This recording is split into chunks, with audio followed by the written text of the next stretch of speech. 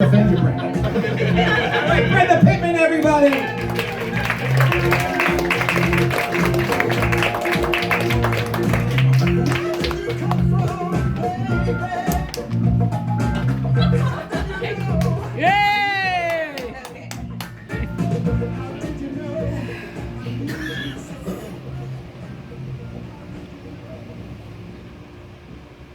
Hi there.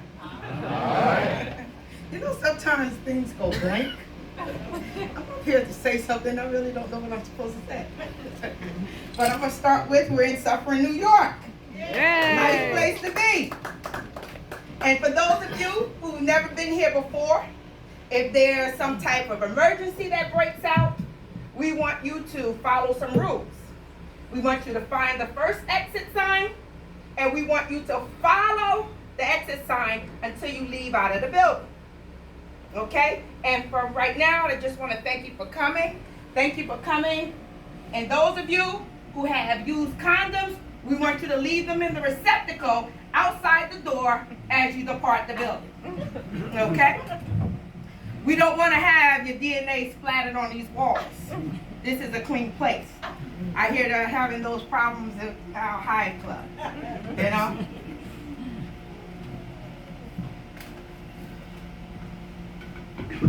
Wow. It's supposed to stick in there with you.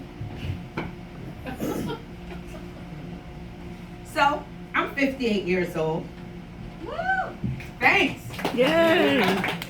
My knees are saying something but else. You know? And overall, over the course of my life, I've tried to do different things to alleviate myself from stress.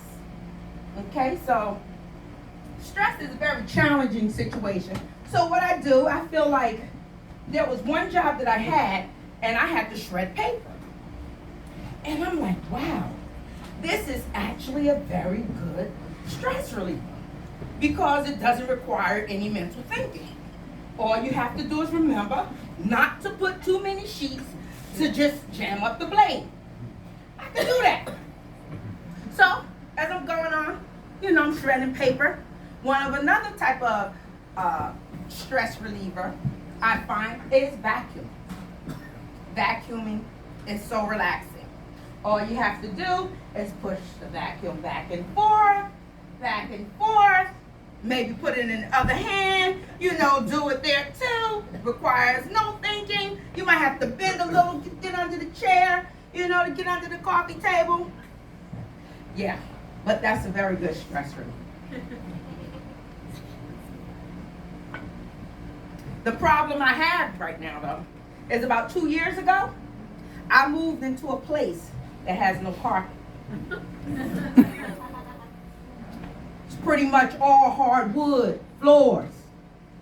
So I've been very stressed. Something else I used to enjoy doing is fellatio. It really requires no mental energy. Not hard to do this. Some tricks you might learn. Yeah, it's not difficult. And it is a stress reliever.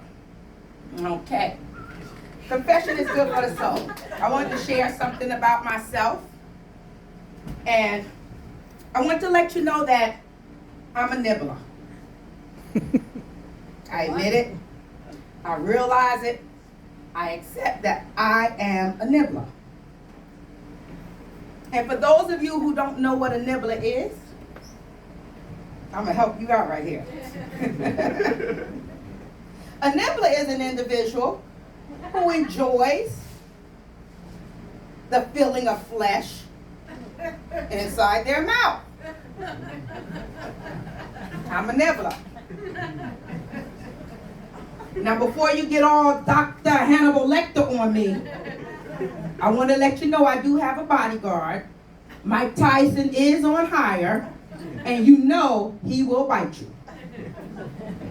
He will surely bite you. Is he a nibbler too? I'm a nibbler. Is he a nibbler too? You're a nibbler.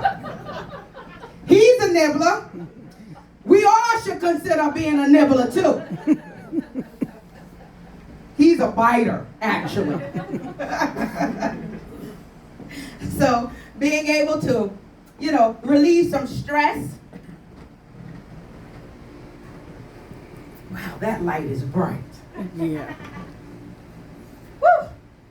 So being able to release some stress.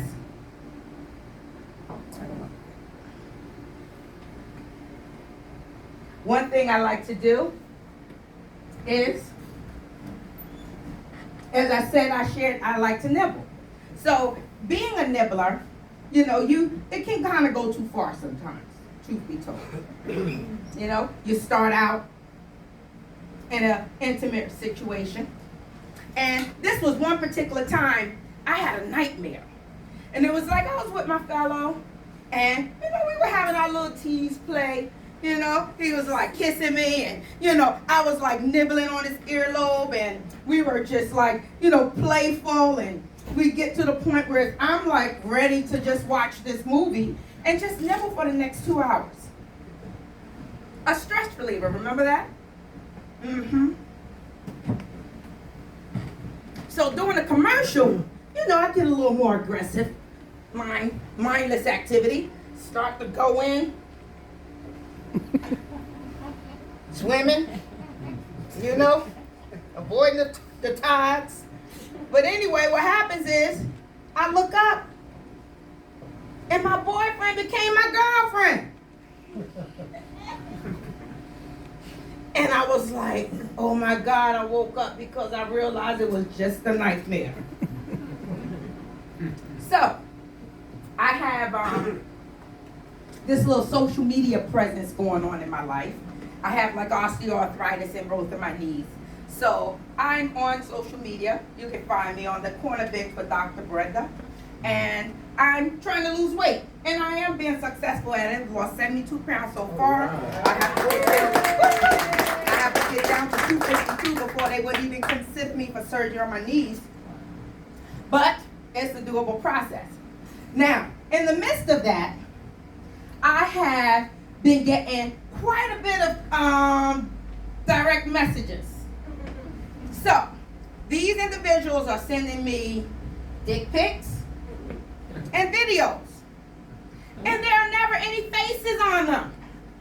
So it leaves me with the big responsibility of having to put a name to these penises. So I see one, I smile, I'm a nibbler. I think about, things. I see one and I'm like, I'm gonna call that one raincoat.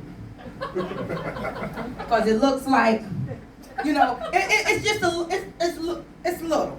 And I'm just gonna say it is short. Okay? So truth be told, it looked like if he was to pee outside, he's gonna wet up his shoes. So he's gonna need a little raincoat for them shoes. Then there was one, it was long, had this little hook on the end, and I was like thinking, how in the world I'm gonna take care of that without having to get surgery? Yeah. And then I was like, no, I don't think it's worth it. It looked like a golf club that I'm gonna have to like